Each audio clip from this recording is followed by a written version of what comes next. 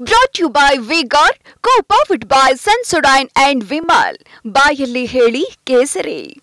Associate sponsor Ultratech Cement. Devaraje Gowda ಅವರು ಒಂದು ಆರೋಪ ಮಾಡಿದ್ದಾರೆ ಸರ್. SITಗೆ ನಾನು ಮೊದಲನೇ ಬಾರಿ ಹೋಗಿದ್ದೆ. ಆಗ ನನ್ನನ್ನು SP ಅವರು ತನಿಖೆ ಮಾಹಿತಿಯನ್ನು ತಗೊಂಡು ಎರಡನೇ ಬಾರಿ ಹೋದಾಗ DCM ಅವ್ರ ಬಗ್ಗೆ ಹೇಳಿಕೆಯನ್ನು ವಾಪಸ್ ತಗೊಳ್ಳಿ, ನಾವು ಅದನ್ನು ವಿಡಿಯೋ ಡೆಲೀಟ್ ಮಾಡ್ತೀವಿ ಅನ್ನುವಂಥ ಮಾಹಿತಿಯನ್ನು ಕೊಟ್ಟರು. ಹಂಗಾಗಿ ನನಗೆ SIT ಮೇಲೆ ನಂಬಿಕೆ ಇಲ್ಲ ಅನ್ನೋದು ಫಸ್ಟ್ ತಗದೆ ತೆಗೆದಿರೋದೇ ದೇವರಾಜೇಗೌಡ. ಗೊತ್ತಿಲ್ಲ, ಅದೆಲ್ಲ ಇಂಡಿವಿಜುವಲಿಸ್ಟಿಕ್ಕು.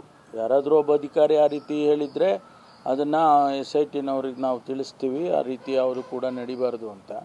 ಬಟ್ ಯಾರ ಬಗ್ಗೆನೇ ಆಗಲಿ, ಪರ ಆಗಲಿ ವಿರೋಧ ಆಗಲಿ, ಅಧಿಕಾರಿಗಳು ಹೇಳಿಕೆಗಳನ್ನ ಕೊಡೋದಾಗಲಿ ಅಥವಾ ಇನ್ಫ್ಲೂಯೆನ್ಸ್ ಮಾಡೋದಾಗಲಿ ಆಗಬಾರ್ದು. ಸರ್, ಈಗ ತಾಂತ್ರಿಕ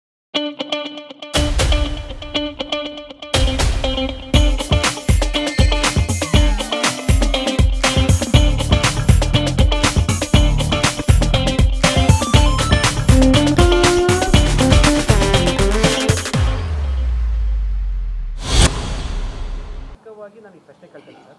ಮೇಲ್ನೋಟಕ್ಕೆ ಸಹಜವಾಗಿ ಮತ್ತೆ ಬೇರೆ ಅಂದರೆ ಕುಮಾರಸ್ವಾಮಿ ಅಥವಾ ಬೇರೆ ಪಕ್ಷದವರು ಆರೋಪ ಮಾಡಿರ್ತೀವಿ, ಅದನ್ನು ಏನು ಫೇಸ್ಬುಕ್ಕಲ್ಲಿ ಅಥವಾ ಯೂಟ್ಯೂಬಲ್ಲಿ ಇಂಥ ಟೈಮ್ಗೆ ರಿಲೀಸ್ ಆಗುತ್ತೆ ಅಂತ ವಿಡಿಯೋನ ಕೊಟ್ಟಿರೋದು ನವೀನ್ ಗೌಡ ಅವರು ಶೇರ್ ಮಾಡಿರೋದು, ಅದು ಪ್ರೂವ್ ಆಗಿರೋ ಅದು ಪ್ರೂವ್ ಅಂದರೆ ಮೇಲ್ನೋಟಕ್ಕೆ ಗೊತ್ತಾಗ್ತಾ ಇರ್ತದೆ. ಕಾರ್ತಿಕ್ ಗೌಡ ಕೇಂದ್ರ ಬಿಂದು ಆಗಿರುವಂಥದ್ದು. ಸೊ ಇಬ್ಬರನ್ನ ವಶಕ್ಕೆ ತೆಗೆದುಕೊಳ್ಳೋದಿಲ್ಲ, ಅಂದರೆ ಏನು ವಿಚಾರಣೆ ಕೂಡ ಮಾಡಿಲ್ಲ ಅಂದರೆ ಸರ್ಕಾರ ಮತ್ತೆ ಒಂದಷ್ಟು ಅನುಮಾನ ಬರುತ್ತಲ್ವ ಸರ್? ಯಾರೋ ಈಗ ಸಾರ್ವಜನಿಕವಾಗಿ ಕೆಲವರು ಪ್ರಶ್ನೆಗಳನ್ನ ಕೇಳ್ತಾರೆ, ಸಹಜ ಅದು.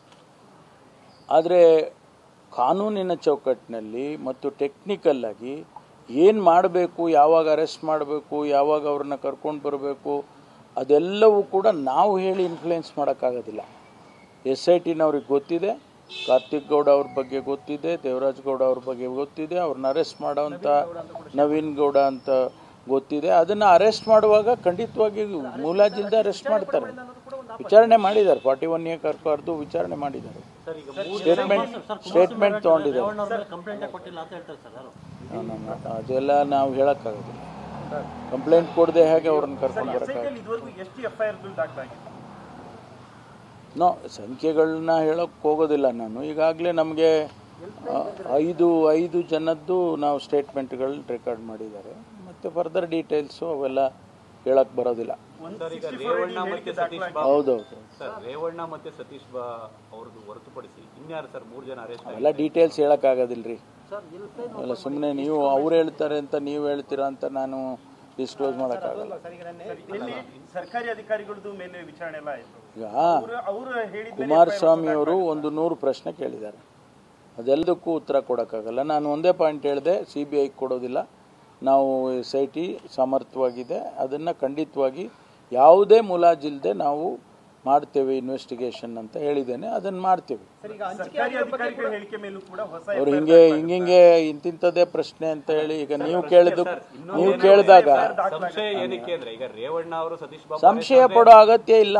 ನಾ ಹೇಳ್ತಾ ಇದ್ದೀನಿ, ಅರೆಸ್ಟ್ ಆಗೋದು ಹೊರಗಡೆ ಬರುತ್ತೆ, 2 ಅರೆಸ್ಟ್ ಆಗೋದು ಹೊರಗಡೆ ಬರಲ್ಲ ಅಂದ್ರೆ ಏನ್ ರೀಸನ್ ಏನು ಅಂತ ಅದನ್ನ ನಾನು ಹೇಳಕ್ಕಾಗೋದಿಲ್ಲ. SITನವರು ಯಾವುದೋ ಕಾರಣಕ್ಕೆ ಮಾಡೋದಿಲ್ಲ, ಅದನ್ನ ನಾನು ಹೇಳಕ್ಕಾಗತ್ತಾ? ನಾನು ಹೇಳಕ್ಕಾಗಲ್ಲ. Brought to you by V-Guard, co-powered by Sensodyne and Vimal. ಬಾಯಲ್ಲಿ ಹೇಳಿ ಕೇಸರಿ. Associate sponsor Ultratech Cement.